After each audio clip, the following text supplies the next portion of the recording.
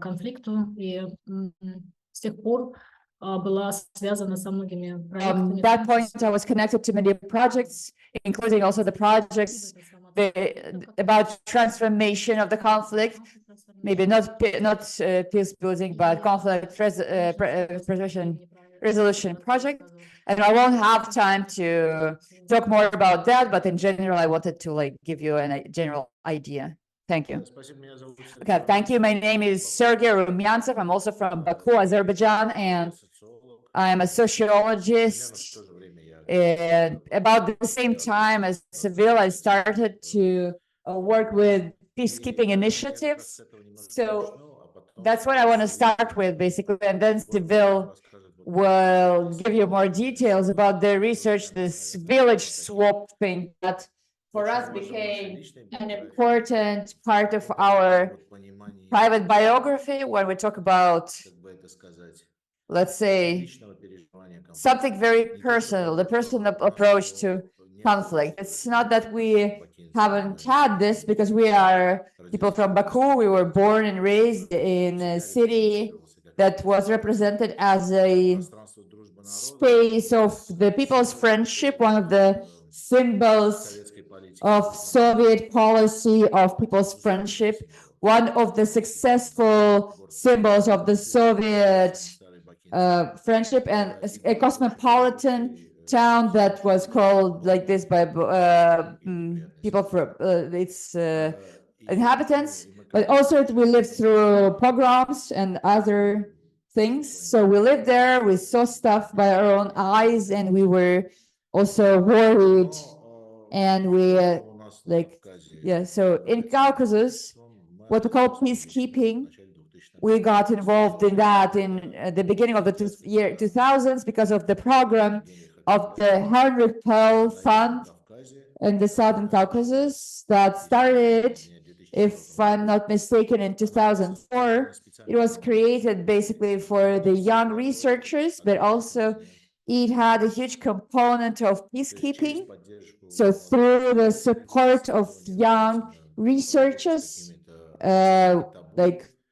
working with myths and forbidden topics and conflicts, the fund was trying to create space and transnational networks of young researchers in Southern Caucasus.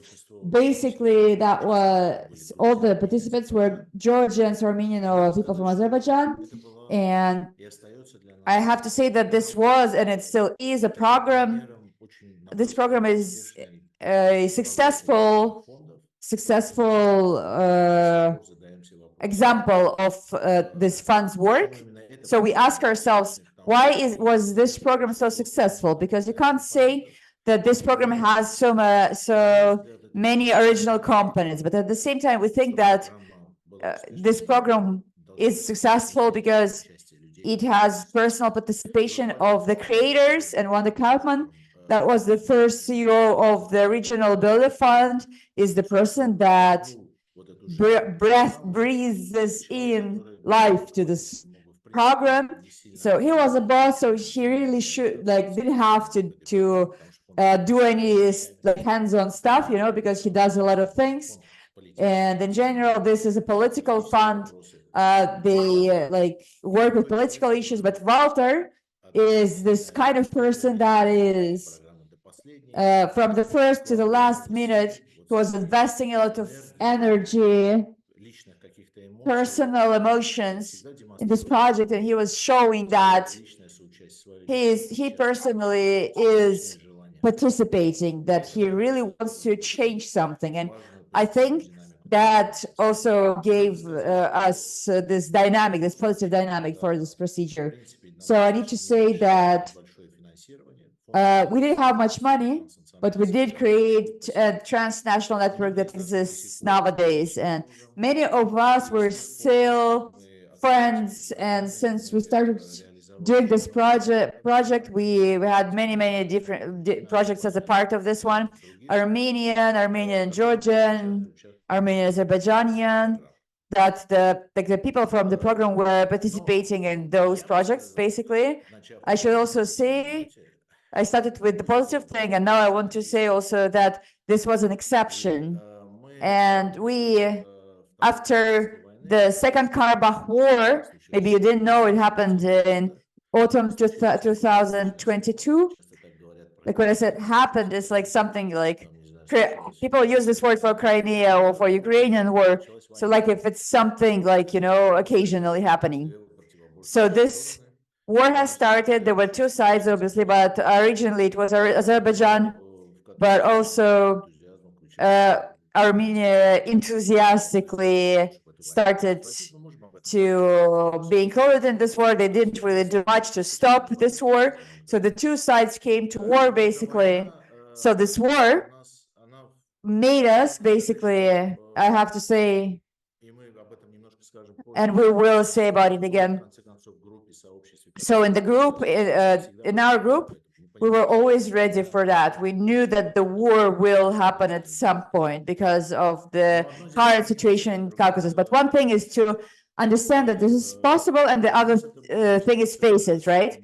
So it was a lot of stress for us, and we're still in this state of re-evaluating, trying to structuralize where did the peacekeeping in South Caucasus fail. So that's a topic for another conversation. We're trying to conduct researches to create answers, to find answers, because those are the questions that we ask from ourselves, first of all. We can also touch this topic if you want. So the peacekeeping that we are involved in because of the Building Fund, it was a very wide thing, and very invisible in the society. Thanks to Building Fund and the experts that were invited, we got to know that for 15 years since the conflict has begun, there are NGOs that are doing something about it, that are trying to create contacts between the two societies, between themselves, to lead projects. So everything, this thing is not really public. So I think this is the key problem of peacekeeping. Those are the obstacles that are on the one hand, it's created by the people in power in the fighting communities, but also mobilization of the people could be really high, and nationalism and revanchism could be really widespread at some point. So in those societies, this control was actually, let's say, it was from both sides, from top and from the bottom. So it's not just people in power trying to control all the NGOs, all the NGO initiatives, but also the common people was treating it negatively. There are many nationalistic groups. Nationalism is something really widespread nowadays. So those projects, basically, they never were supported by a lot of people, but at the same time, like us not having access to the public space was created because of that. We couldn't really address wide circles of people. We couldn't talk to many people at the same time. So this was an obstacle for the development of peacekeeping. The other thing is who are those people who came to do peacekeeping? Because the peacekeeping was started originally in the Southern Caucasus. Usually those are former researchers, people from academic field, like us. I worked for the Academia of Science in Azerbaijan. So first of all, we are researchers. Those are the Soviet people from Soviet institutes, academia. So those are the people who are trying to leave the tradition, but they are sufficiently, they do feel that they're a part of Soviet ideology. Those institutions, they were ideological institutions in the Soviet times. So it's impossible to completely disconnect from that, right? So to understand how this happened and weren't we efficient, let's say, let's think who was at the top of these NGOs, what kind of pressure was applied, and also what context did we have. It's a long story that has the international organizations present. But Vlad says that this initiative that is trying to be separate, independent, this is one of the topics that we are really eager to explore, because like when this thing is commercialized, when you have the NGO that's commercializing, is really having a dramatic effect on the whole process. So often, or maybe even all the time, the form has more meaning than the content, basically, when we talk about the project. So the formal representation of the project has more meaning than the content, than the actual intent to scream, to like share something, to change something. So often we found ourselves in the situation when international funds were afraid of us like presenting our results in public. So usually it's presented that like, oh, we are like scared for you, maybe it actually exists, but it looks like they're more afraid than us. Like we are ready to talk publicly, but they were like kind of keeping us, like trying to keep us safe, in a way. So this is one of the things. And commercializing, when after several years you work with a big company, like we worked with a company, I'm not going to name this company, and then you have like, you have like a private conversation with a new person. So this new person, she's new, she doesn't know what to say. So she shares something she wasn't supposed to. So she says like, we are a business, so we have to read it as if it was business. And you think like, wow, maybe I can't go to Baku for 2 years, because for us it wasn't the business. That was something important for us to do. We thought, and then the climate changes, the people in power change, it becomes more authoritarian. Some things are punishable now. So this imbalance between like someone who sees it as business and someone who sees it as a real thing, like a real change, right? So all that together had a lot of impact on peacekeeping.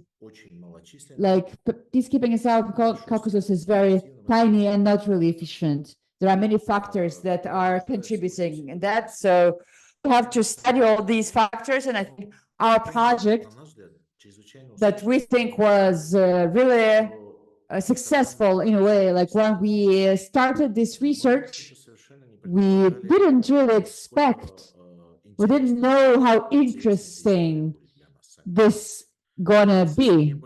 We didn't know that we will, like, what we are going to hear from those people. Our main topic was to change the approach, basically, to the conflict research, because all the research nowadays as well, actually, I'd say like 99% of all that is published as an academia study, and that is represented as a research for Karabakh conflict. I would say 99% of all those researches is something that helps the conflict. They are creating the image of an enemy.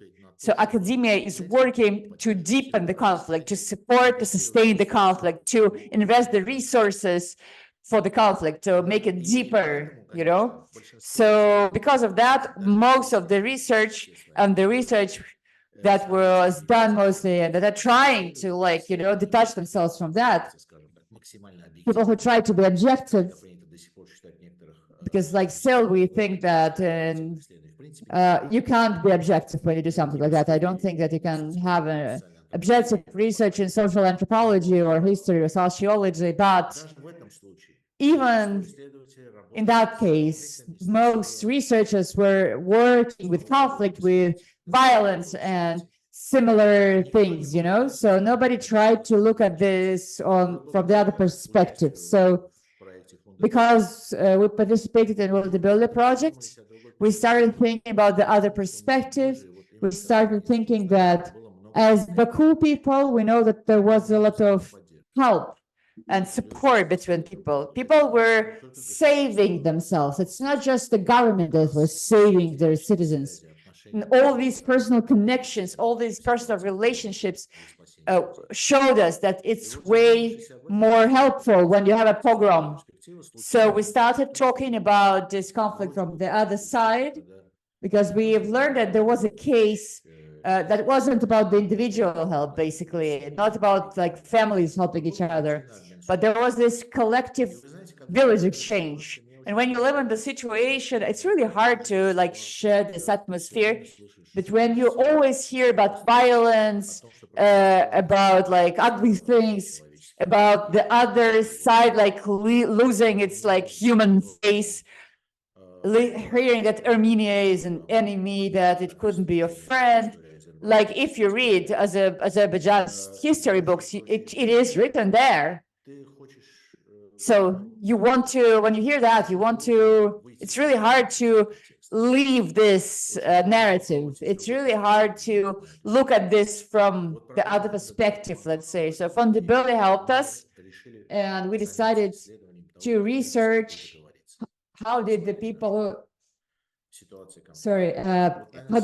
find agreement. So I think Sevil will continue sharing the information about the case that we think for us was really important. So talking about this case, we will also share a little bit about the collaboration, like how to collaborate in those situations. When you have deeply rooted conflict, armed conflict, how can you collaborate in this situation, and what would you have as an outcome? And it's not only about positive things either. Thank you so much, Sergey. So can you hear me? Can you see me? Okay, so I will tell you a little bit about this case that Sergey just mentioned. And also, I'm not planning to go far and talk about the history of the conflict itself. I'll just briefly remind you that Karabakh conflict is a conflict. It's the most bloody conflict on the territory of the ex-USSR, and that the deportations and pogroms were basically people were deported, Azerbaijani people were deported, and Armenians were deported. And also in Baku there were mayhems or pogroms. So those acts of violence. So the conflict and violence was happening after the like post-imperial ethnical separation.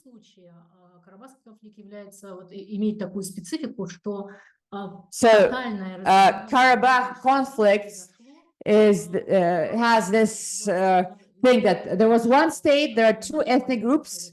So there was like a Soviet Union that was uniting those sides, and then this is the specifics of this conflict. Yeah, and despite of the fact that, let's say, one second.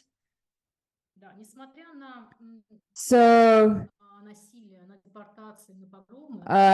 despite of the deportations and violence, there were also the acts of civil solidarity, also on the individual level. Like in our case, it's the collective story, the story of a civil act between the two village communities. And look at the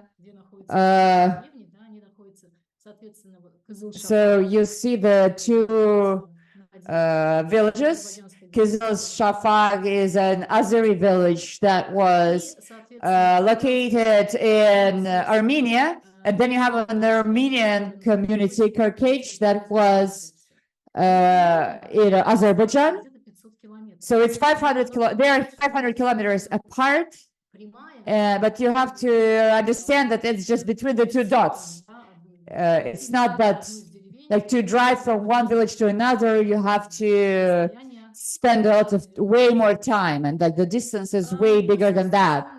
So in 1988, Azerbaijanians in Armenia and Armenians in Azerbaijan started understanding that something like a conflict is happening, and this conflict was like felt differently by different people. Like for some people, it started earlier. Like some people say that the first people escaped Armenia in 1987. So different people realized it at different time spots. So they understood that something irreversible is happening. So we have to find ways to escape the situation, both for the inhabitants of Kizil Shafak. I'll talk about this village in Armenia because we did the research with this community. So our Armenian colleague studied the Armenian village, with the villagers that moved from Azerbaijan. So I'll mostly focus on the Azeri community from Kizil Shafak in Armenia. So for them, the situation of the conflict started in 1987. So Singay pogroms were the first signals for them, and also there was a murder of an older Azeri man, and for them, this was in October 1987. So for them, that was their wake-up call. They have to change something. So the villages look like this. So the village in Armenia and the village in Azerbaijan. And people, at this point, basically, there was a danger. So the Soviets, they couldn't really stop, they weren't really flexible enough. They didn't really react right. So what they could do is to sell the troops, like small groups maybe, to protect the villagers or the villages from attacks, let's say. So in 1988, Armenia and Azerbaijan, so those villages, they had, apart from the troops, they also had like self-defense groups that were like, just in case, they were guarding the villages from the attacks.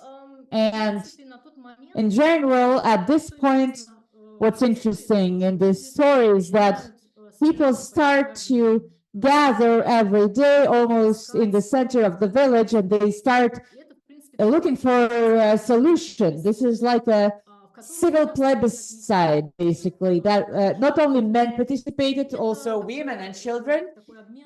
So they had this exchange of opinions and experience. They had a lot of different ideas, and the most radical idea was, it was shared by the ex-vet of the Second World War that came to Berlin. He said, we have to defend ourselves. Let's fight. Let's give them a good fight until the last bullet. So that was a radical idea. Some ideas were way more peaceful, like to move to Russia, let's say. Why Russia? Because among the inhabitants of the village, you had a lot of part-time workers that are used to go to Russia. They had contacts in Russia. But in the end, they had an idea to find a similar village in Azerbaijan. Why Azerbaijan? Because according to the Soviet national policy, national home for Azerbaijani or Azeris is Azerbaijan.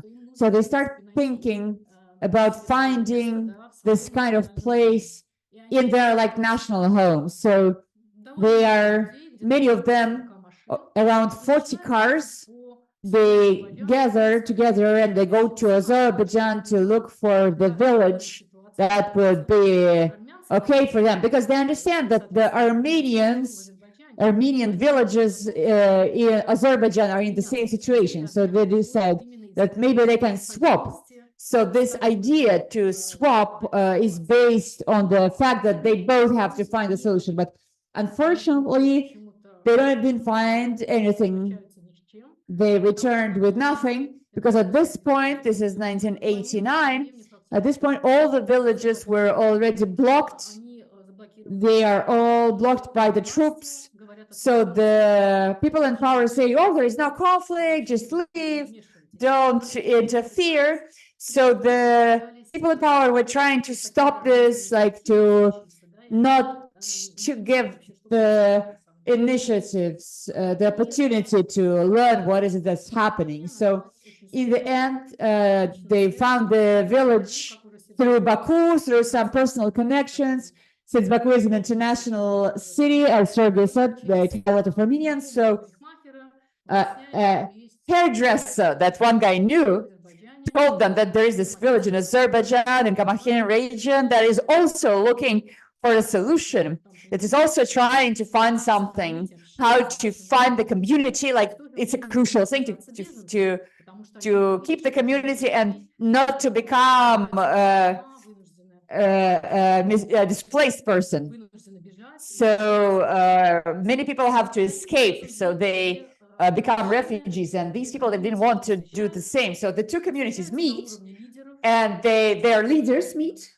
So you have to understand that in the beginning, the leaders, like formal leaders and informal leaders, also like also like the Aksakal, the tribal leader, and also the Soviet guy, like they meet and they talk about the exchange.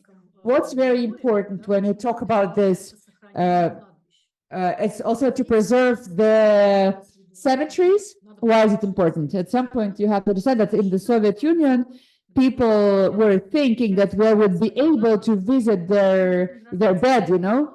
So in this Sevil agreement, it was not just, it was mentioned not just that the people have to clean the cemeteries, but also in the monitoring that they will be able to come to visit each other, to see that the contract is really viable, so on, you know? So you can see the cemetery. That's what it looked like in 2009. We really hope it looks the same now.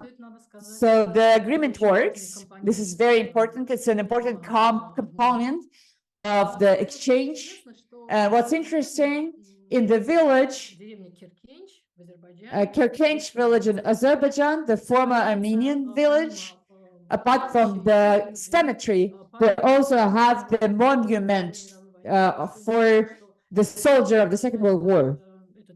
And this sign is dedicated to Kirkench warriors. So this is a very local thing, like local memory, local memorial, local memorial landscape. So it is a part of the agreement, so it is kept.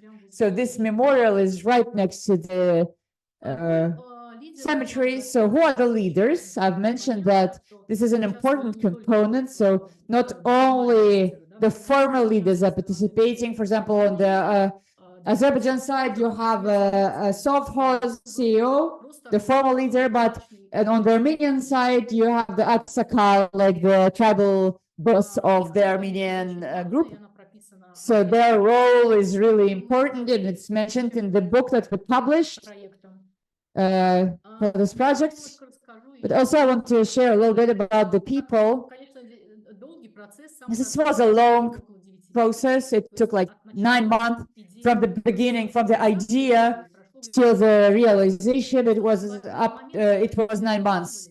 So when people did the swap, and they did it on the individual level, because it was just house to house exchange, you know, like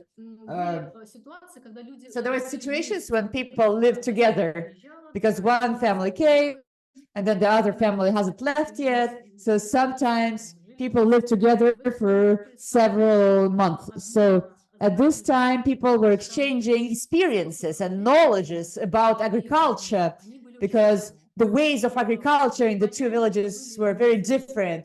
Azerbaijan is mostly wine-making industry, and Armenia is mostly, they were mostly doing cattle. And then you have the swap with those practices. So the practices were also exchanged. So apart from the interpersonal communication, there was this like knowledge exchange, and they were really grateful for that, because it's like super important when you move to a new situation, new conditions, new climate, new social situation, new political situation. Then this moment when people are taught, when people are introduced to the new space, it is a very important moment. And that was a very important memory point. So the women, they taught each other to make bread because there were different ways of making bread. And here you can see those wineries in Azerbaijan, and also a very different picture from Armenia. So talking about the climatic challenges, for example, the people from Caucasus, they had an issue that with water.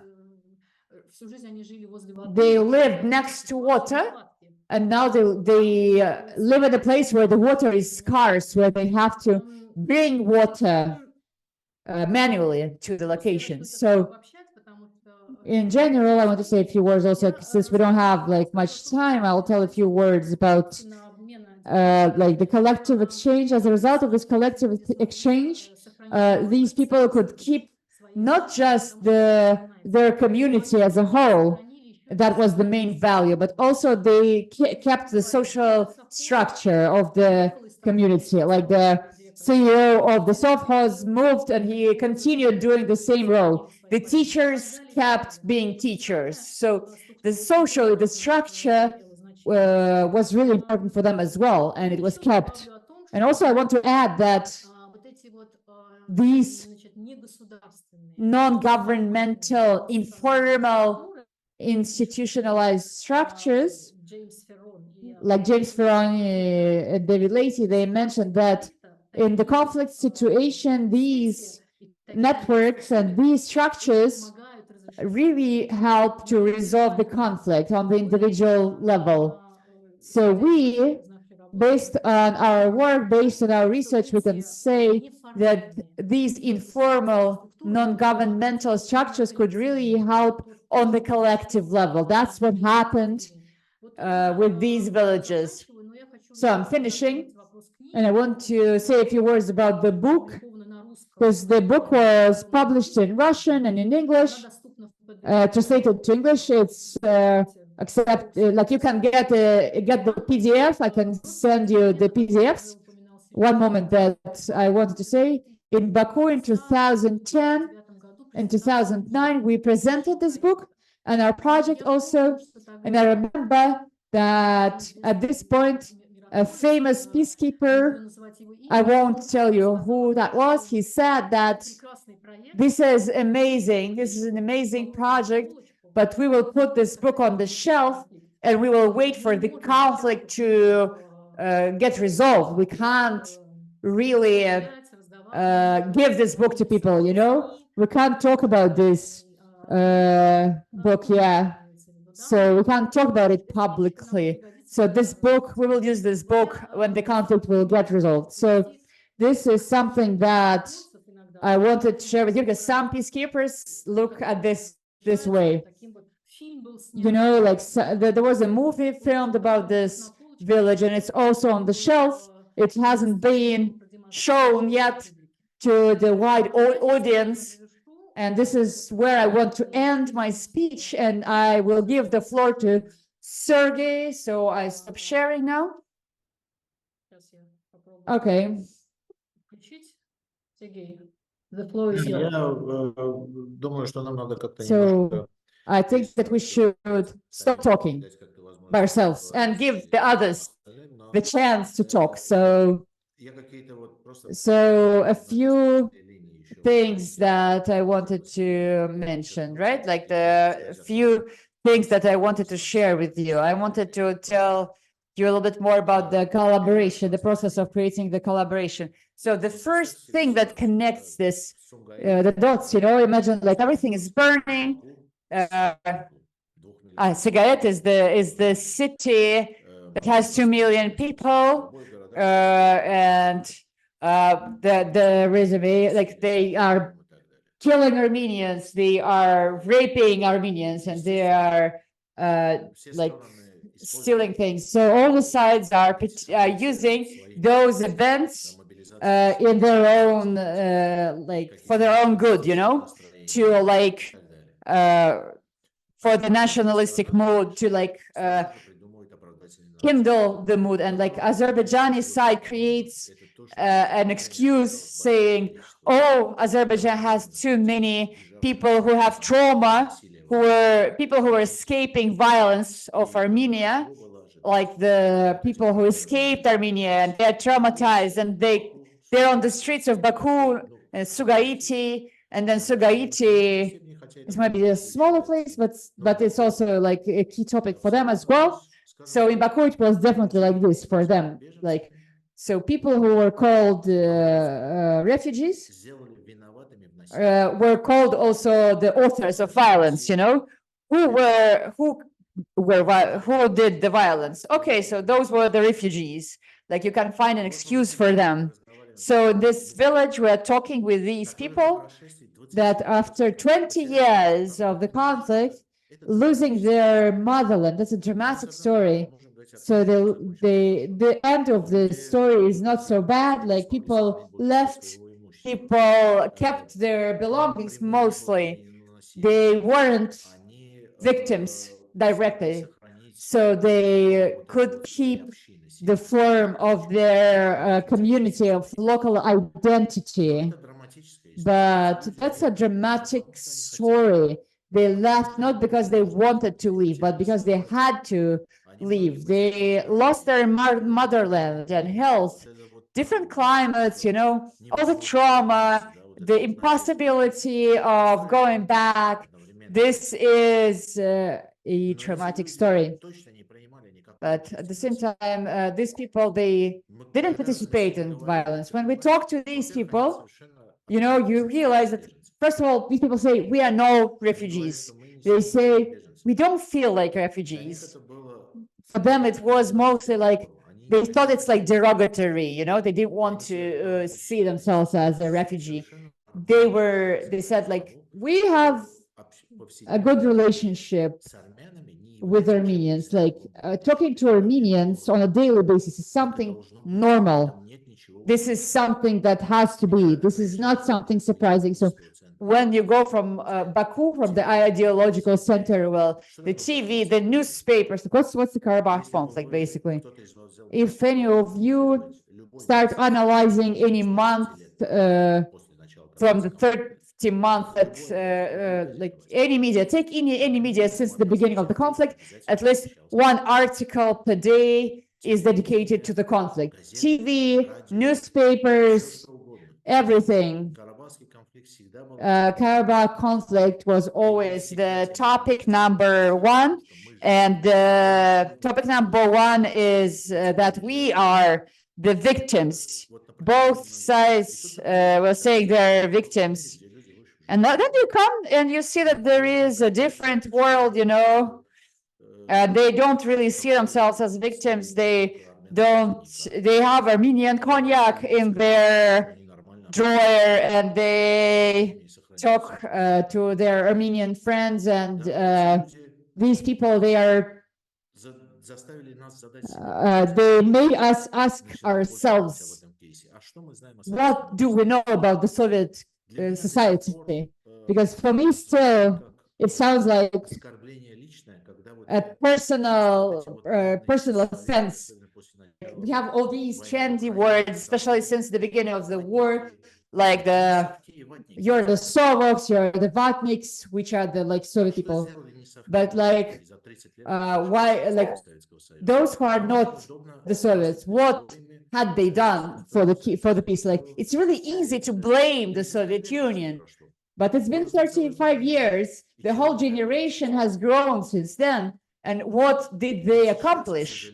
So now I can't really see perspectives for anything similar happening, like help of Azerbaijani people to Armenians during the pogroms in Baku, like mass things that were organized. So Azeris were the ones organizing it, but also Azeris were the ones fighting the pogromshiks. So if you can imagine something like this happening today? Can you imagine locals helping the enemy?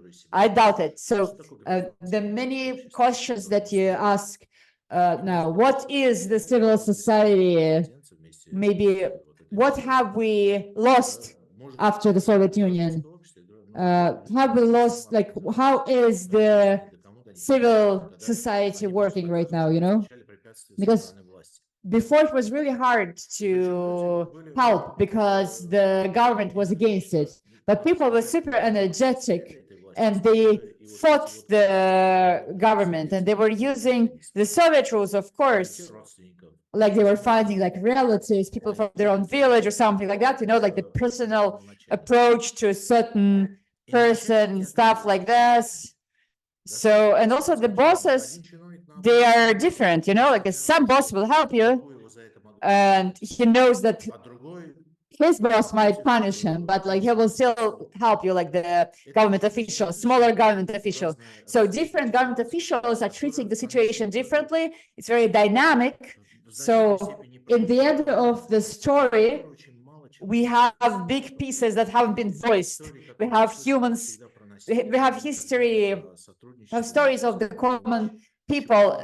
We have a lot of stories about violence, but we don't hear the stories about collaboration, about people talking to each other. I'm not saying we have to forget about violence.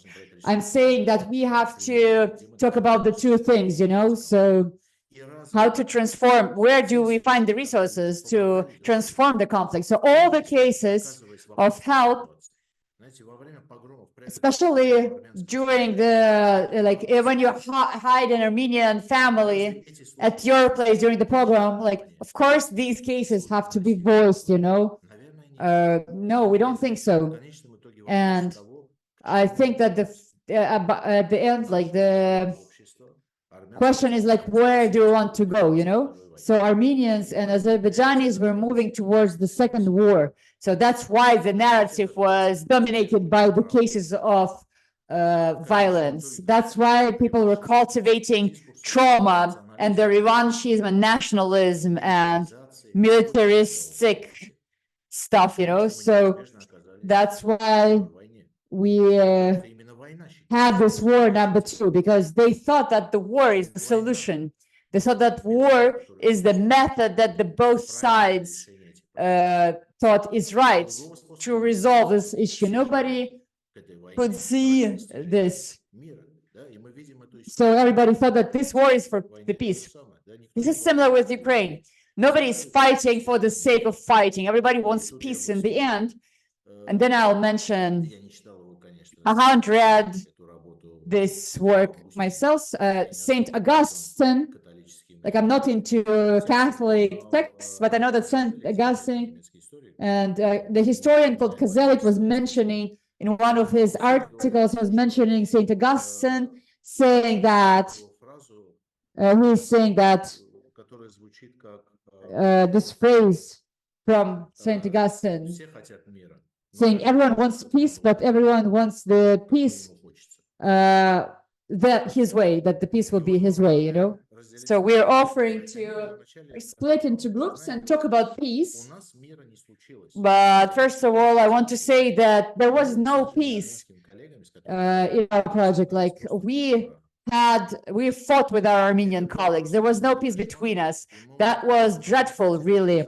So at some point, we really wanted to quit writing this book. So Walter Kaufman and Alexander Iskandalav, Victor Vorenkov, Nino Lizhava, they made us finish the book, basically. So this is true also. So the external people, I don't know, like some people, there should be like a third side, you know, that would be pushing you to a certain conclusion, you know, because in the end, after many, many years, we restored like friendly attitude, but at some point we didn't want to work with our Armenian colleagues. That was the first and the last time. And this experience had shown us that we can't really work together. We were lucky to meet the people the new people we collaborate with today also, but the war also has changed this relationship, but it didn't change our personal relationship, you know? And we know we're all in crisis right now. So we don't have any answer. But at the same time, this happened, and because of this project also, we have negative experience that was evaluated, and it could teach us a lot. So this negative experience also could give us a lot of resources for the future positive steps. So by that, I want to say, I was questioned many times. Like I started criticizing myself, and I said that peacekeeping wasn't effective. So many people ask us many people from international organizations ask us about a certain project. For example, like there is a project that lasts 1 year, and say like, what is it that have you reached the peace in Karabakh? And this is a little bit scary, you know, or not even scary. It like makes you feel a certain misunderstanding that maybe we have different, like the sense that we see in the project could be different, you know? Like, I don't think that any participants of the peacekeeping projects in Azerbaijan, Armenia, Georgia, or Russia or Ukraine wasn't naive enough to think that we will reach peace at some point. That's not what we were doing. First of all, wanted to keep the connections and relationships between people and create the situations and contexts where we can create the feeling of trust to each other. So in many situations, even if I'm criticizing the peacekeeping in Azerbaijan and Armenia, still those relationships mattered. In the war of 2008 between Abkhazia, Russia, Georgia, and anybody else, you know, the war of 2008 in August, the prisoners of war were helped by Azerbaijani peacekeepers because the sides didn't trust each other. They needed somebody like the third side, you know, that the third side that has trusting relationship with them. So that also has happened. And the peacekeepers in Armenia and Azerbaijan in the 90s saved a lot of people, a lot of prisoners of war. So many people played a big role in that, like really courageous people. Zarusha Izadeh, Aula Abdullaeva, Bayan Duroel, created Helsinki group in Armenia. So there were many people among them. I can't say that there weren't any, but in the end, you know that this is a personal story. Like who was I in the beginning of the 2000s when it was the first time for me to see real Armenians? I was a normal Azerbaijani nationalist, but maybe a little bit spoiled, you know, because I was doing some academic studies. So I had this like critical spirit in me, but please don't underestimate the rest. So me in 2004 and me now are two different people. So when they say like, what did you change with your project? I changed my children. My children know that we have Armenian friends that come to our place and we drink cognac together and we disagree and we fight sometimes, or sometimes we agree actually. For them, it's something normal. And I think that this is our personal achievement, that I can sit on the same table with my friends from Armenia and my children also treat this well. And I don't think it's not enough. For me personally, that was a long way that is continuing. It's a complicated road. So it's not that like when you start doing it once, you will never change. We see that our peacekeepers during the war, some peacekeepers start being patriotic nationalists, and many people that worked in peacekeeping for years started to being revanchists that were also saying let's like create war and stuff like that, you know. So the fact that many people turn to be different people, and in the end, with so many young people that started doing peacekeeping in 2020, and these young people weren't afraid to say they're against the war publicly. I think it's also a big thing. It's an achievement for us. At least we created the community that wasn't marginalized, and that has a certain access to the public, and that is trying to talk in a loud voice. So I started with something bad, I finished with something positive. So I want to say some good words about myself and my colleagues and my friends that deserve it. And also, maybe Sevil wants to add anything? Or maybe we can work with questions. Yeah, we don't really have that much time. Yeah, so sorry for talking for too long. Okay, so that was really cool. And each workshop is separate.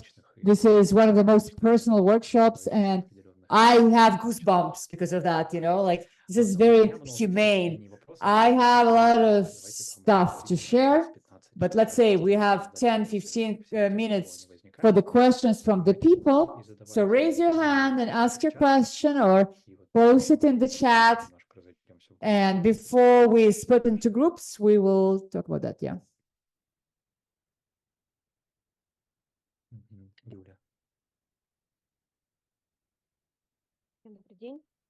Hello, can you hear me? Sergey and Sevil, thank you so much. I wanted to ask a question. Maybe it is like a question and a half, actually. Yesterday, I finished reading a book, a research, and I understood that I was looking for the following.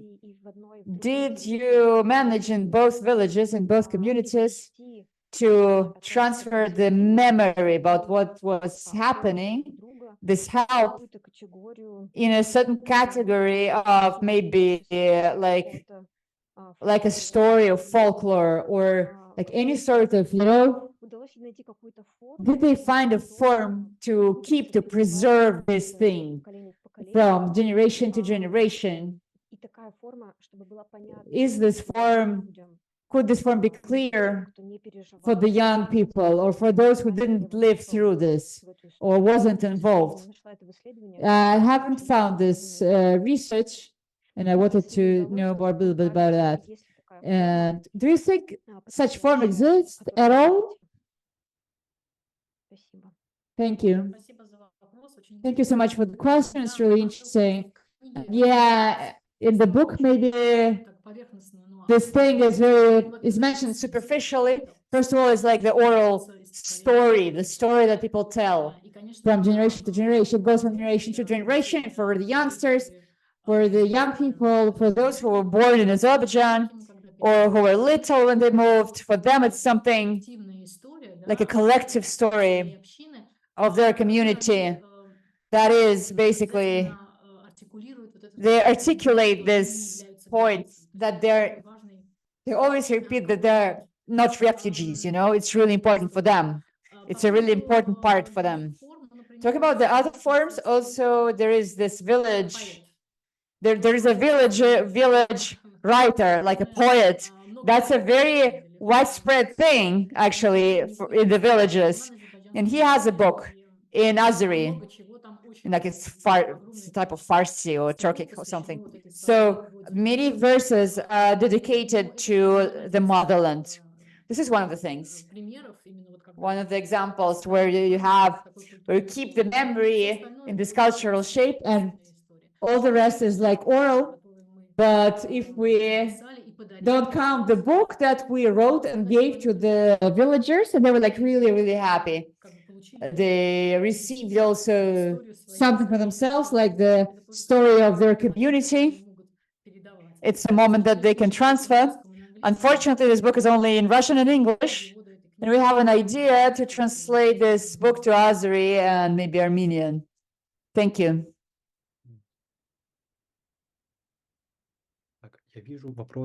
I see a question of Alan, and for those who need translation, because probably Alan will speak Russian. Masha will switch to Russian, so you can. I don't know. I will speak English. Да-да, ты-то Not Russian. Да, Алла на английском, Маша будет переводить на русский, и кому нужен перевод, включите у себя русский канал.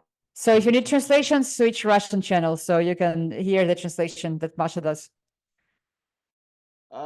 So I think Sergey might have spoken about this, but maybe could describe in details, because I think about like hot wars like Ukraine and Russia and Israel and Palestine. And I'm wondering how like the people that quote end up swapping, you know, they're both peoples are essentially also having to sort of resist or fight against the fighters. And so how is that? How do they do that? I mean, you know, do they unite together to do it, or do they, you know, how do you strategize something like that? Because I'm sure the fighters want you to keep, you know, being apart from each other.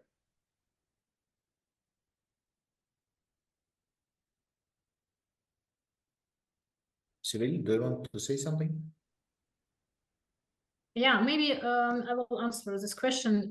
It was not really fighting against enemies, because we were talking about the just beginning of the conflict. It was back in 1989, when the conflict only was simmering, was only started.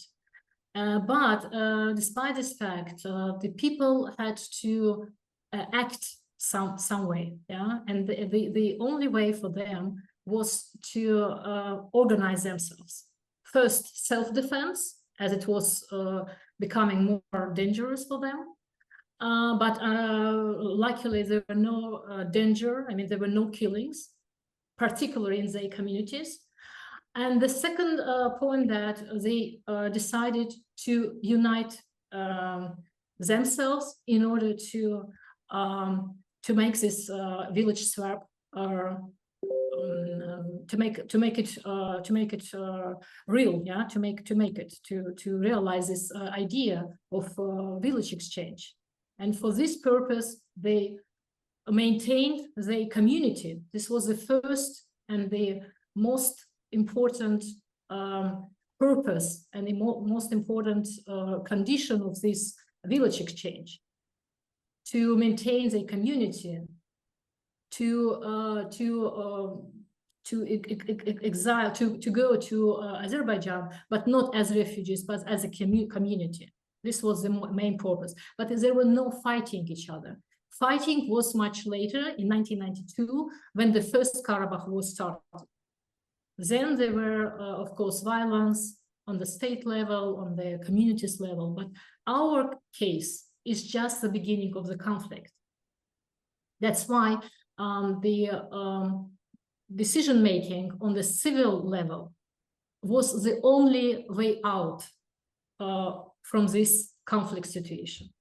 I don't know whether I replied to your question, but... Yeah, and I don't know if I asked it well enough, you know, and I'll just give you what I had kind of an example in my mind, you know, had there been, you know, and I was imagining just a circle of women, if Israeli women had just sort of gone into Gaza and just circled the community or circled all the buildings, you know, that were going to be bombed, you know, it wouldn't have happened.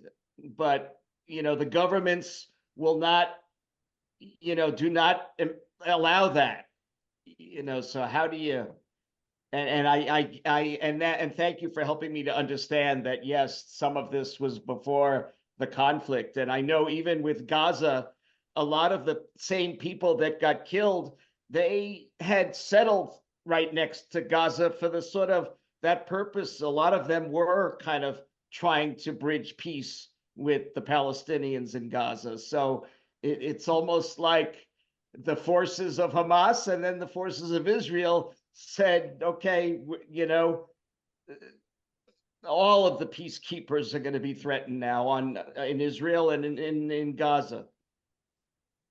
Yeah, what I know for sure, that even in a situation of ongoing conflicts, the act of solidarities, the act of rescue are happening.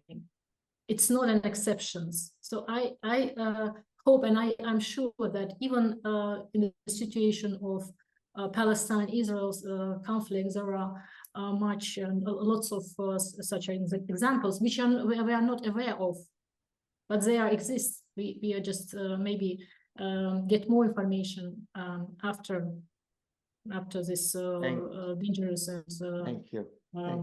conflict. And just can I say a couple of words? You know what you told us about the stories with the circles of women. There are some traditions, of course. And in the beginning of the Karabakh conflict, it was a very famous story, I mean, in the context of the conflict, when a woman put her scarf between men who are going to start fighting each other. And that was a traditional gesture, you know, to stop the fighting between them. And she became quite a famous person after that. But what you told about the conflict, the fighting now in Gaza, I think that the beginning of the conflict, Karabakh conflict, is better to more or less to compare with the beginning of the Israeli-Palestinian conflict in 1946, when both sides did not have such a big, you know, complex armies, militarized people, when it was only the beginning of the conflict. Подожди, а можно я на правах ведущего быстро доспрошу кусочек? So as a Потому что- host, I want to ask something important right now. Есть ли история, Do что we have this англичане point that the people from the same village that created an exchange were also they had troubles from the neighbors as collaborants or something like that? Did their neighbors or government made a case about them, saying that they are collaborators? I wouldn't say so. I think those topics were rising when we were presenting our project in our book. Some people were in the hall were saying, "Oh, you're traitors, you talk about traitors, don't talk about traitors," and so on. But this is also a big issue, you know, a big question about what we do.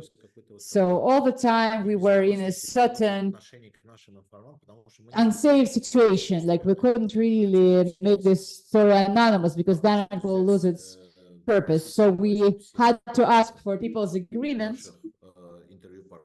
So all the partners gave us an agreement. Everybody we talked to gave us an agreement.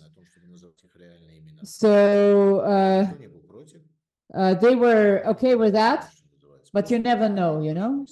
But after the research, after our book, after the situation attracting attention to the village, many journalists went there. So there was some kind of pressure from the local authorities, not directly to all the inhabitants, mostly towards like the administration. They were trying to tell them to stop talking about what they didn't want them to talk about. So this thing did exist, and this is our influence. So this is our negative impact to this story, to this memory. Yeah. Thank you. Okay, Alexei. Thank you so much. Can you hear me? Thank you so much, dear host. So I wanted to ask a question about my proper research. For the past years, I'm doing national martyrdom, and national martyrdom is something very similar to what you talk about, like revanchism, nationalism, and creating the image of the enemy. Always there is someone on our side who suffered from the opposite side under some sort of circumstances. So propaganda or the government or the media, they put him on the, like they say, this guy is like a modern saint that suffered because of the enemy, you know, something like that. Like when we talk about the war in Ukraine, for example, and this is something very modern. Both sides has its own martyrs. And I was learning about Karabakh from the sources, and in theory, this thing is also present there. Like in Azerbaijan, you have the Black January, then you have the Shahid Aliyah in Kirov Park. I know about this just in theory, so I can just ask.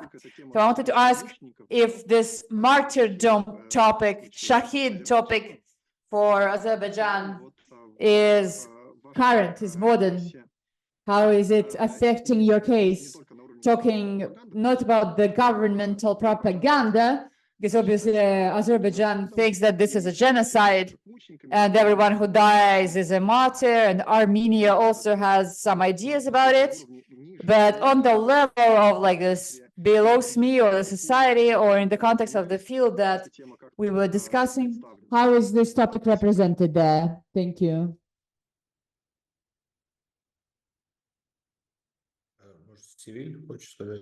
Sevil, do you want to share anything? Okay, so here this question has a lot of questions, like sub-questions, that are hard to be answered because we haven't had, not us, not anybody else had, like deep and interesting anthropological research. Like many questions stay without answers. But it's obvious that the language of the conflict and the categories of the narrative, they have this image of the victim implemented. So Shahid, or the martyr, hero and the martyr. But also we have another term for hero. So hero and the martyr are two different guys. So when they say the hero of the Soviet Union and the national hero, we have a category called Meliga Raman. This is, and Shahid is something religious, very religious category, and at the same time, it's there is a civil component to it. So this is like a game at the edge. On one side, the soldiers that die at war, they're also Shahids. But at the same time, they are Miligaramans, so like heroes. Okay, this thing like, so they are heroes in a way, But at the same time, we call them Shahids, so they are martyrs and heroes at the same time. So this is a very thin line. If a civilian dies, it's not the same as if the soldier dies, but they are both Shahids at the same time. I'm not sure I answered the question, but I think, ask me again if I haven't answered it. Yeah. No, what you say is really interesting. And there are many parallels with the other cases. For example, I was really stunned by the example of black tigers. Thank you for this analogy. Tamil Lama. When they translate their text from Tamil to English or leave it for the internal audience, they translated the same word differently. Sometimes they use the word martyr, sometimes they use the word hero, like the secular way of saying it. So this is the part of this discourse. So have you seen martyrdom, like the ideology of martyrdom, when you are meeting these people with their vibe in Azerbaijan, like the level of the ideology? Because you understand that Aliyev is pushing this agenda, but does this thing exist in the lower narrative, let's say? Well, you know what? I'll try to give you a short answer, but it's hard to tell. I disagree that Aliyev is pushing this agenda. That was very spontaneous and very, monumental decision where to create the most memorial. It wasn't it's not that Aliyev planned it. It was against the will of administration of Kirov Park, actually. So now it's called the Shahir Arkhiabana, the park. So the alley of heroes and martyrs. This was done by the nationalist movement that was made by the government didn't want that actually. So that was this case. When you can't really fight this initiative, you should become the head of this initiative, and that's what Aliyev did. So the face of the commemoration of the first 2 years was the head of the Muslims of the Caucasus, Sheikh Allah Shihud Pashadzadeh, who is still the boss from the Soviet times. He is very old, and the government understands that they can't fight it, that they won't be really, accepted there. So they gave this guy power. Like, he is a part of administration, but he isn't. He's not associated with them. So for the first 2 years, and when Aliyev started doing something about commemoration, the space, that was also together with this guy, with the sheikh. So in 1992, he visited this alley, and he is staying there together with the sheikh. Only when the authoritarian regime was established by the end or by mid-90s, end of the 90s, of course, the style of commemoration changes. The president, as an authoritarian leader, stays as a lone figure, and then all the others are behind him, like a few steps behind him. So, of course, we do see this. Of course, this is it's integrated into the language of the conflict. All these categories, let's say the mutual categories for the people, this is something that people use a lot, and this is the word that was born from the culture of the memory commemorating of the dead by the Muslims. So the government used the religious discourse for that, basically. So they just used the categories that were really clear to all the people. And we haven't done any studies. We don't know who used the word Shahid, but we think this was a very wide thing, widespread. It was really widespread. But in our villages, we didn't have anything like this, because the village was on the very peripheric, very far from the commemoration. So this village is in a very far away place. So it's 20 kilometers, like dirt road from the nearest village, So people who moved there, they didn't go to Azeri school. Their kids, they do go to Azeri school, and they do know about the discourse. But their parents, their grandmas, their grandpas, they don't know anything about it. So they didn't really reproduce this discourse. Thank you so much. This is an awesome answer. Thank you. Okay, one question of Yulia, and then we will have discussions in the rooms. And so maybe we'll have some time before the end also. Yulia, thank you so much for this honest and complex story, like this multi-layered story. I wanted to ask, I've heard that the movie that you've made is still on the shelves, and that in general, the representation of the war is stronger than the representation of the practices, the peacekeeping practices. What do you think? What kind of form can it take to have representation of the practice of the solidarity practices, of the peace practices? For example, thinking I work a lot with the museums, with the museum community. So even from the international experience, like I can't really find any example when there is a conflict and you have different opinions, let's say, and you have different practices of the search, of the mutual research, let's say. Maybe you have, it's a complex question, but maybe you can also have some thoughts on that topic.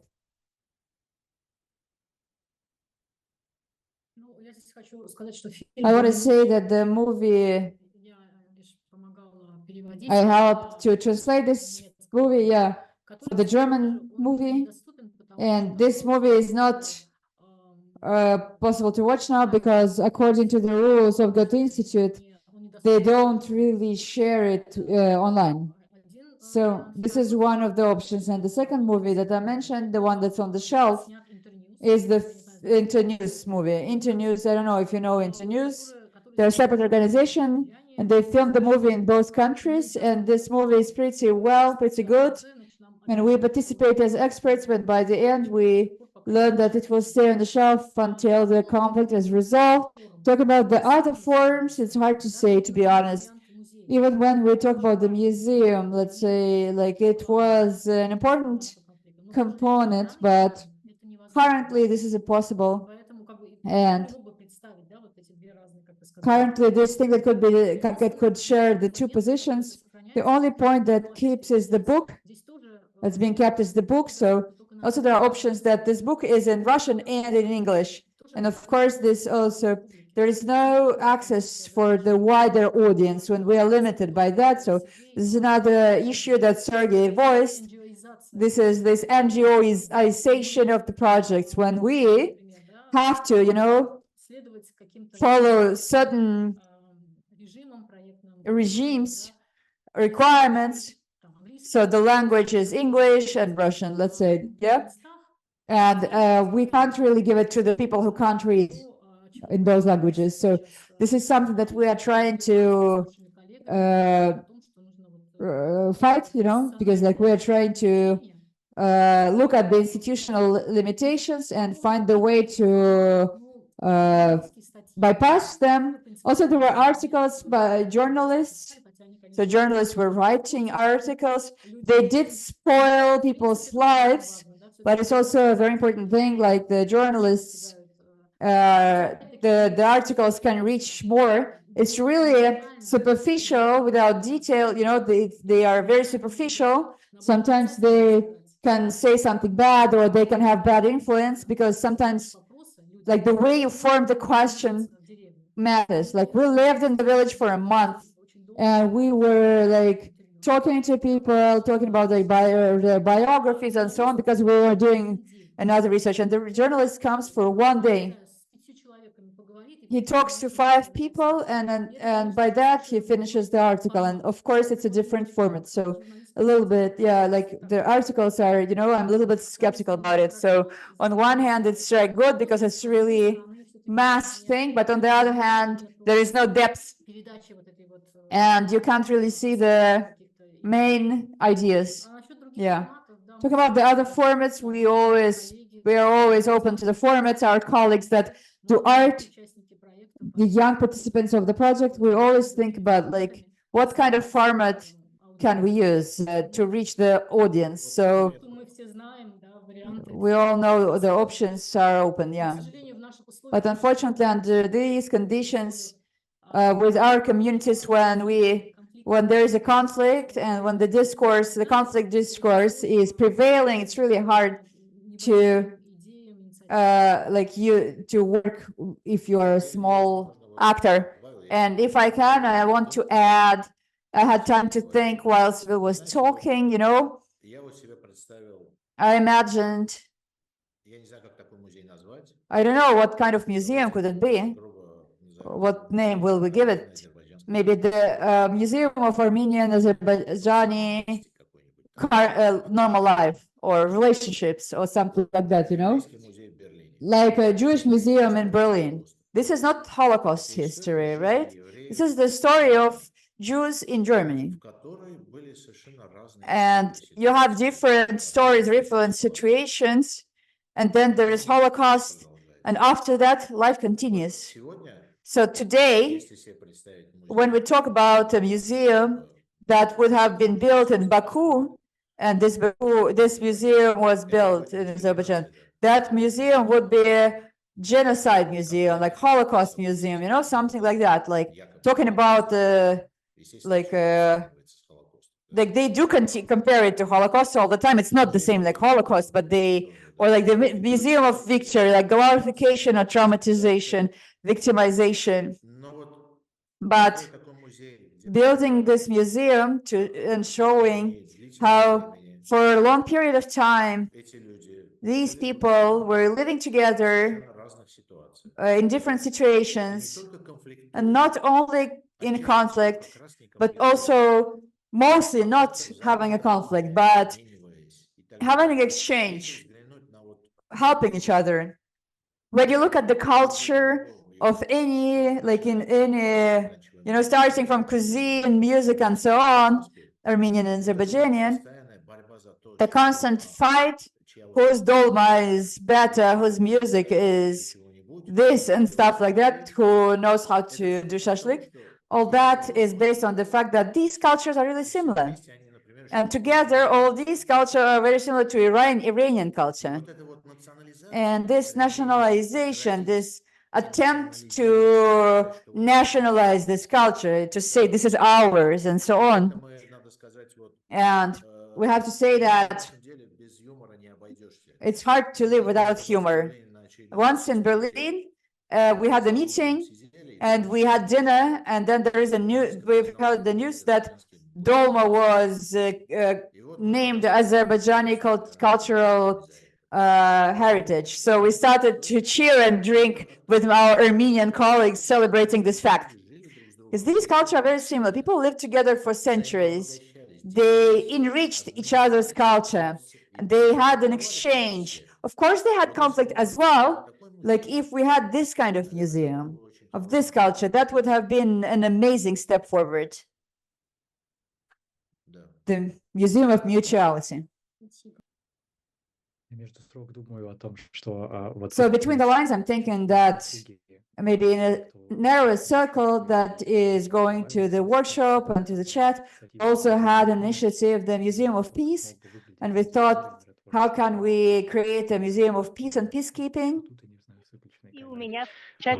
I also have this question, the question that's connected to this thing, and I know that there is no time, but if you can answer, please answer. Yeah.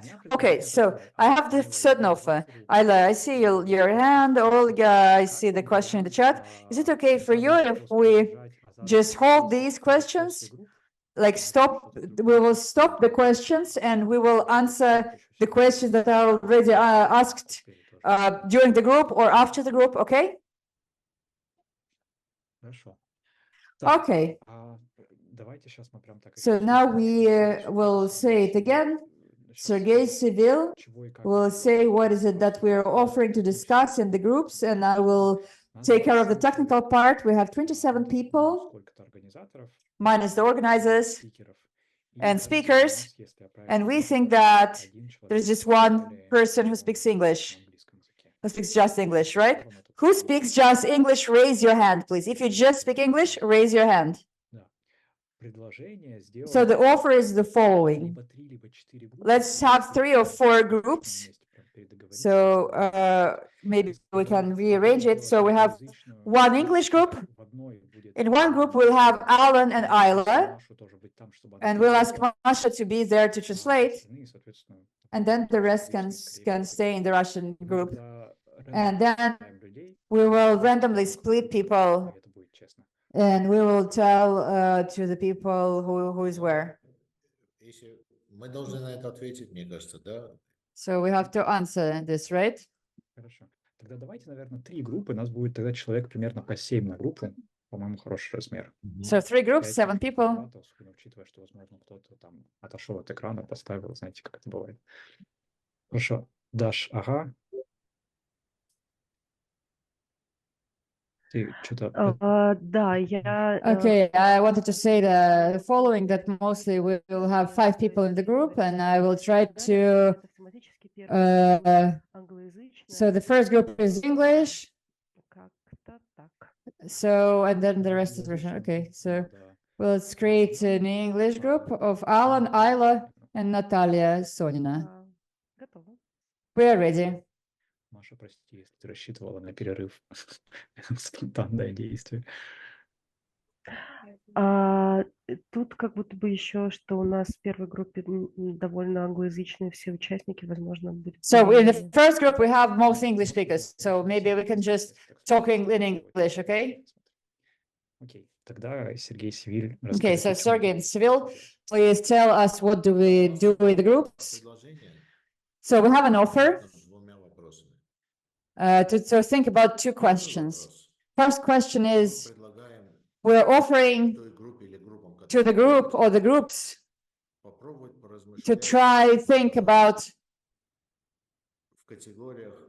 the categories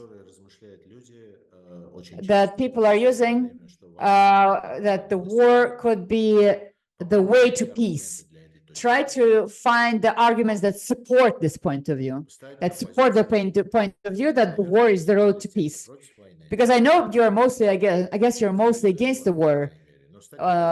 So please try to imagine you have the position of the war supporter, but not like in a way that, oh, we just want to fight for the sake of fighting, but like try to think of the way that the ex-Soviet countries are treating this, like war is the way to peace. Like when we talk about the last wars, on the both sides, you have the same, like both sides say that they fight for peace. So the method of war has to be represented as the method of peacekeeping. And the second group will try to think about the opposite, why the war cannot be the way to peace. And I would offer you to treat this as as an exercise, but also like treat it seriously, please, because those people who have the right to start the war, actually, they have it in their head that they have deeply rooted that the war is a perfect way to reach peace. So the president of Azerbaijan, Ilham Aliyev, is actively pushing this position, and I see that he, well, of course, together with some people, he is trying to include those thoughts, conceptual thoughts about this in his talk. If you're okay. Я вижу позитивные реакции в чате и I see the positive reactions in the chat and in the Zoom. Okay, so, okay. Let's do the following. We will have so the group number one is English. We'll talk about the efficient way of reaching peace. Second group is about why war is inaccessible or not a working way, not a good way to reach peace. Sergey framed it. And the third group, let's flip a coin or what? Влад, прости, у нас 4 группы, но я могу... Sorry, we have 4 groups, but I can do 3. No, if it's 4, it's fine. It's even better. So 2 groups about 1 and 2, why war is good, like or efficient at least, maybe not good. And then 3 and 4, why the war is inefficient.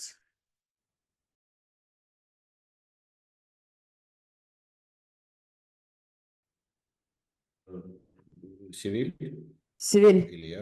Or me. Who? Okay, thank you so much for your thoughts. I think it's really important to think about it now when we see that war has become a method, like a method that others say yes to. So Sevil started saying that Karabakh conflict was the most bloody conflict.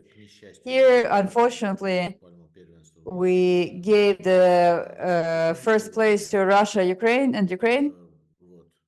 and yeah, so it becomes like after 30-35 years, we thought we would learn how to live together in a different format, something after the Soviet Union, It looks like we haven't learned. We just learned how to conflict, then to collaborate. But maybe we have a little bit of both. So I wanted to share a little bit of my own thoughts. I think that it's important to think why the war is still interesting for the people. Because we don't have 300, we don't have 3,000 people on this call, just 30 people. So those who are anyhow thinking about the war being a bad thing and what to do to stop it, or to work with the consequences, we are the minority. And motto is empty and unclear. During the Soviet Union, the world peace was everywhere. For example, I went to Kazan recently during the winter, and I went to the library. Like Kazan Library is it's the former Kazan Library. They rebuilt Lenin Museum into the library that the people of Kazan are very proud of, and they kept the sculpture there, like a monument where people go with the poster saying peace. And in the modern Russia, that looks very special. So those like phrases, you can you can see this everywhere, but it was empty in the Soviet Union. Like it was peace based on the arms, because like the arms were keeping this peace. So talking about the reason why the wars continue, we have to think about how do we understand the world, the peace, because war is way clearer. The word war is way clearer. It's integrated into nationalistic discourse. The nation always has something to fight for, always has something to return, something that was unlawfully taken from them. They always have someone to defend from. So this language is really clear to everyone. So this is what the history book says. So many of us serve in the military because of different reasons, right? And that's why the method of war sounds reasonable. The president of Azerbaijan says we are being talking to Armenia for 30 years, and that's true. He's not lying. This is not a lie. He says the truth. For 30 years, we kind of had, we were talking to each other, but nothing moved. So we said, we've done all we could. And the society says, the peacekeepers are at fault because they had 30 years. What were they doing? They were just eating their grant money, right? So, and all that, you know. So the war as a method that has a reason is based on the false assumption that we haven't done everything for the world, for the peace. So when we talk about our financing, right, to the financing that was given to the war, with the budget for the war, to keep an army and so on, the school that prepares kids to the war, then we will see that we are in a very uneven situation. The government is always preparing to some certain kind of war or tries to defend, well, it is defending itself, but actually it is trying to prepare to something like that. So the propaganda of the heroic fighting for peace is way more efficient, and we have to do something about it. And yet the leaders, unfortunately, are sometimes they are lying, and the propaganda is built on a lie that's combined with something that everybody thinks is truth. So this is efficient because of that as well. And conspirological thinking, we always think that humans are rational and logical, but it's not always so. Any sociologist or anthropologist that is used to work with people and talk to people knows that the ambivalence of thinking is very normal for a human. So the motto that has the word peace in it has to be full of content. And when we criticize, we have to be criticizing thoroughly. Like saying war is bad is not enough. Unfortunately, war is justified, and they find good points to prove their point, you know? So the war is not condemned as a method. Some forms of war are condemned, like aggressive war, like Nuremberg process started to condemn aggressive war, first time in the history of humans. And that was like 70 years ago, 80 years ago, right? This process started a short time ago, basically. So the war itself wasn't really condemned. Just a certain type of war was condemned, and we don't think it's enough. So in general, it's easier for the people to talk about war than about peace. If we try to look at the conversations, like just talk to people you know, people you don't know, if you think about it, then how can you think about the peace? Peace is like a default state. You know, everybody knows what peace is. But talking about the war, like bad news are easy to sell, you know? So it's always like easier and more interesting for people. And I'm finishing now, and I mentioned Kazelik. I want to mention him again. He says that for the war, as for the peace, you need two sides, at least. So one of the ways you condemn the war, it's that, like, even if you fight between the two, but nowadays it's never just the two sides. But let's imagine there are just the two sides, two countries, two nations, whoever, two empires. On one side, both sides suffer from this. It's not that one side is suffering more or less. It's hard to measure the suffering. Both sides are suffering from the war. So if you tell this to people, maybe that would help us to change people's opinions about that. Those are my general thoughts. I'm not trying to pretend I'm more serious than I am, but I think it's another moment in time when we all have to think about it. It's a very serious moment in the history because it's not really that simple.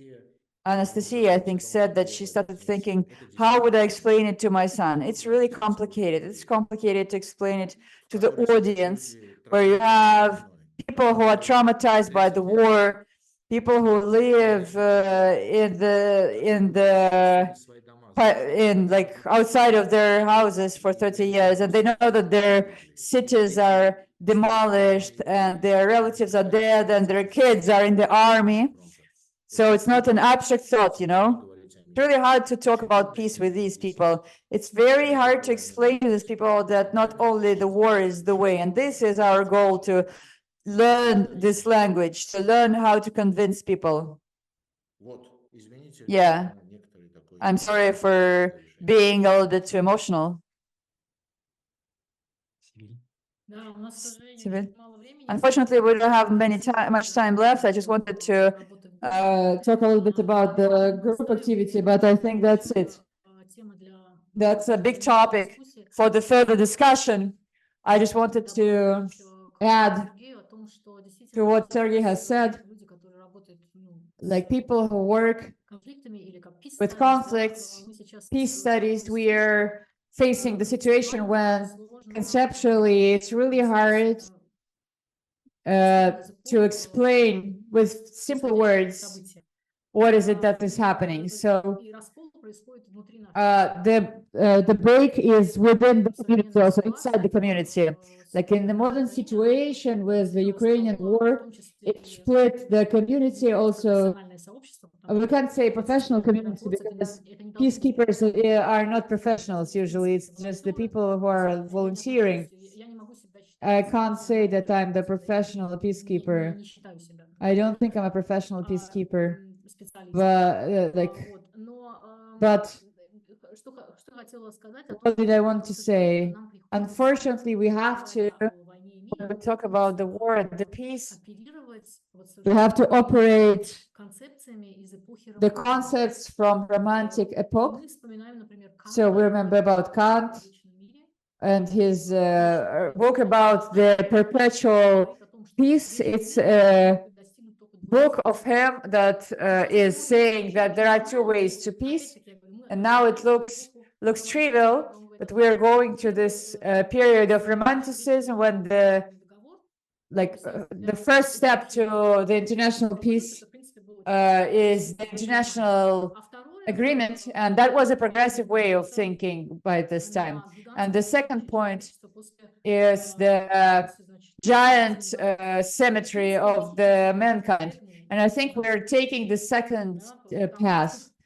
because when you come to peace after all that, then after this thing, yeah, to those wars, you come to peace. But at the same time, this is also a question, and questions where we're still discussing if the peace is possible after those kinds of war. So those ideas, those thoughts, they are like when we talk about international conversation and international discourse, Kant was the first one to share this, and now we still continue talking about that. Unfortunately, this thing is not finishing. Like we are coming to the same conclusion, and like nothing has changed from the epoch of Romanticism. But unfortunately, those are the times we live in. Yeah, so that's what I wanted to say. Спасибо. Thank you. Maybe I have to finish with something positive, you know, in a way. Sergey, maybe sometimes you can finish something in an optimistic way. I think that despite of the fact that in the modern world, everything is, we have peacekeeping in Arabian-Israeli conflict. It exists.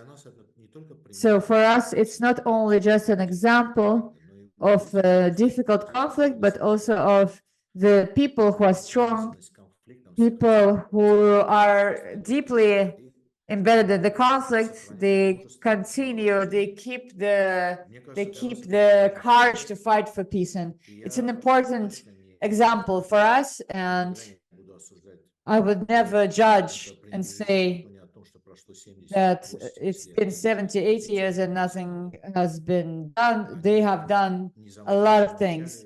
They haven't been silenced. They continue talking and fighting for peace. And I think that this is really giving us energy. And there should be more examples. And I'm sure there will be more examples. Развернуть в оптимистичную сторону. Ох, все, у меня, конечно, тоже много чего есть сказать, но я не I have a lot of stuff to say, but I don't want to abuse the time. So that was awesome. Thank you so much. Запись будет скоро. There'll be a recording. The next workshop is in August. We will tell you a little bit later about the dates. I don't want to give you any spoilers. So follow the news in the channel and check the mail. So we will send you the recordings and so on. So maybe Sergey and Sevil will do something else. So I'll send you the questions. There were cool things posted in the chat and so on. So we'll be happy to share it. So I have this healthy hunger for knowledge in the end of this meeting. So thank you so much. Thank you so much for the invitation and for the communication. Thank you so much. That was very interesting. Включаем запись. I turn it off.